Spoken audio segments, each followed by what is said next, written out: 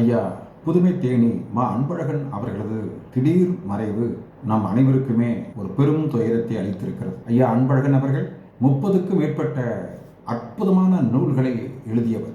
செய்வன திருந்தச் செய் என்பதற்கு இலக்கணம் வகுத்தவர். எதை செய்தாலும் நேர்த்தியோடு செய்ய வேண்டும், முழு ஈடுபாட்டோடு செய்ய வேண்டும் என்பதற்கான முறையில் கடுமையான முயற்சிகளை மேற்கொள்ளக்கூடியவர். சிறந்த எழுத்தாளர், சிறந்த சொற்பொழிவாளர், சிறந்த செயற்பாட்டாளர், எல்லாவற்றையும் விட ஒரு சிறந்த மனிதர்.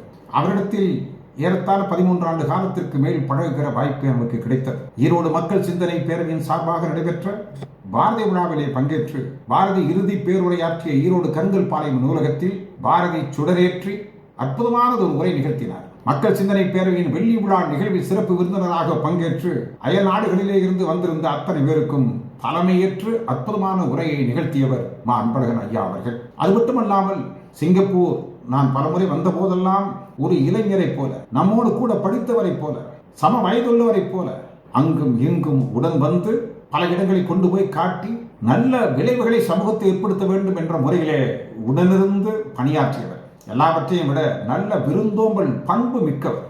எவ்வளவு சிறந்த எழுத்தாளராக, எவ்வளவு சிறந்த பேச்சாளராக, எவ்வளவு மிகச்சிறந்த அமைப்பாளராகவெல்லாம் விளங்கினாலும் கவிமாலை என்று சொல்லக்கூடிய அமைப்பினுடைய காப்பாளராக விளங்கியது மட்டுமல்ல, நூற்றுக்கணக்கான இளைஞர்கள் எழுதுவதற்கும் கவிதை எழுதுவதற்கும் காரணமாக திகழ்ந்தவர் என்பதோடு நூல்கள், அவர்கள் நூல்கள் கொண்டு வருகிற போது தன்னுடைய நூல் வெளிவருவது போல் இன்பம் அடைந்த ஒரு நல்ல விசாலமான மனம் படைத்தவர் மா அன்பழகன் ஐயா அவர்கள்.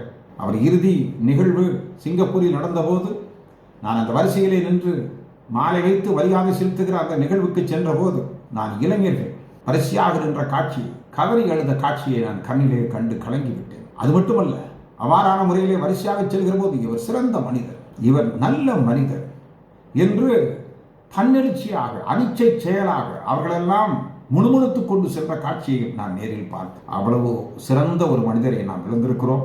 வயது 83 இருந்தாலும் அவர் பழக்கத்தில் அவர் இங்கு ஈரோட்டுக்கு எம்முடைய இல்ல திருமணங்களுக்கு கூட வந்திருக்கின்றார், எமது இல்லத்துக்கு வந்திருக்கின்றார். அதே போல அவரது இல்லத்திற்கு நாம் சென்றிருக்கின்றோம். ஒரு குடும்பம் நண்பராகவும் விளங்கி இருக்கின்றார். மக்கள் சிந்தனை பேரவை பற்றி நல்ல புரிதல் உள்ள நல்ல அன்பராகவும் அவர் விளங்கி இருக்கின்றார். ஒரு தமிழ் சான்றோராக விளங்கிய அவரது இழப்பு மிகப்பெரிய இழப்பு.